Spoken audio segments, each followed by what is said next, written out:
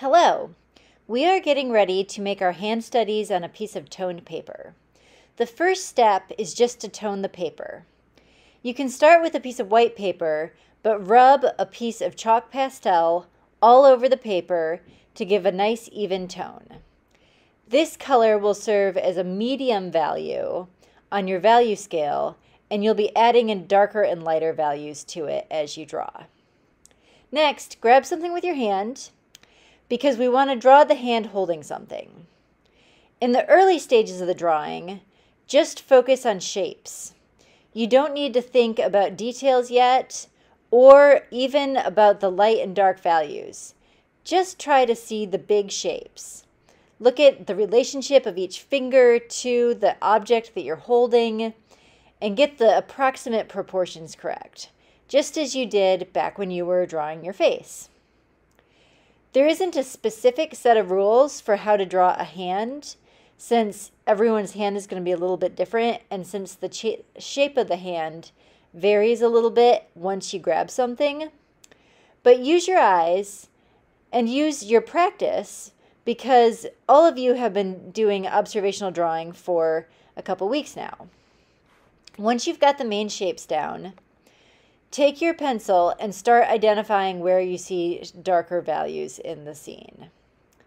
One thing I'd like to point out right now is that while you can see both my hand and my drawing of my hand, the perspective you have is a little bit different from mine. So you may notice that some things look a little bit different in my hand versus my drawing of my hand. Just keep in mind that my computer is going to, or my camera is going to have a little bit different perspective than my eyes are. All right, once you've mapped out the main shapes of light and dark, you can start thinking about where some of those core shadows are. Remember, this is a little bit like when we drew the egg. When we drew the egg, we were looking at all these different types of shadows. The darkest shadows, the core shadows, the transition area where the form turned toward the light. And then on the lit side, there's often a highlight which might be very, very bright. All of those areas of light and shadow will be in this video on the apple and on the hand, just as they were on the egg. What you may find more challenging, though, is that this is a far more complex subject than the egg. If you start getting overwhelmed, one trick is to break the large design down into smaller parts. Look at one part, one finger, one part of the hand, perhaps the palm, and just think about where you see light and shadow in that area. You can keep building up layers of light and shadow as you go on, and each successive layer will make the image a little bit richer. Now, at some point you may want to take a piece of rolled up paper or one of the tortillions in the class and use it to rub things in. This can make it easier to get a smooth transition from light to dark, especially if you are using a slightly textured paper, as I am here, and you need a little bit of help just rubbing the values in.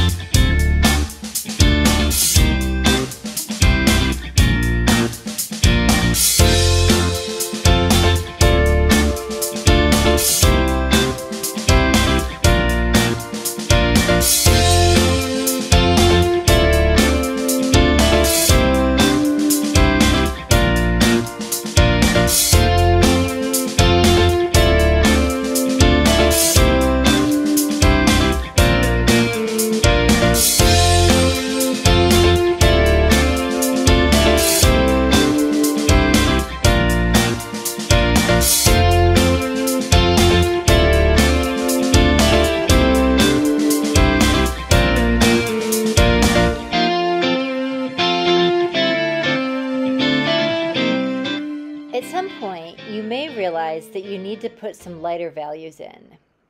Remember, the toned color on the paper is our medium value. So for the lighter values, you'll need to either use an eraser to pull out those areas, as I am here, or take a piece of white chalk and add them in. I also like to sometimes take the colored pastel and add it into some of the other medium tones, just to add a little bit of additional richness to them. In the case of the apple, it also feels nice because we all know apples are red, and so adding a little bit of that additional red in gives it a little feeling of warmth. But that's unnecessary. You don't have to do that unless you like to. Really, the important thing is to think of the red as the medium value, the white of the chalk as the lighter values, and the black of the charcoal for the very darkest values.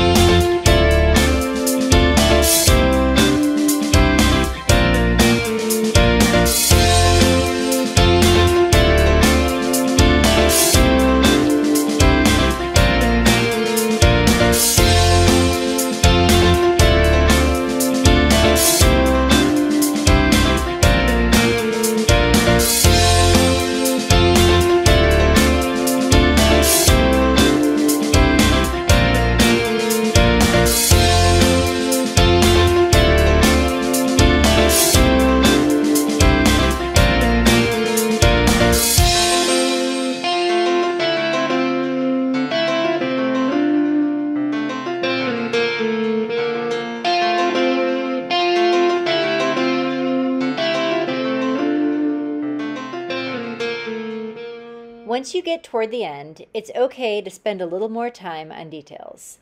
At this point, all of the values and proportion are established, so you can afford to think about tiny things like a fingernail or the glimmer on the skin of the apple.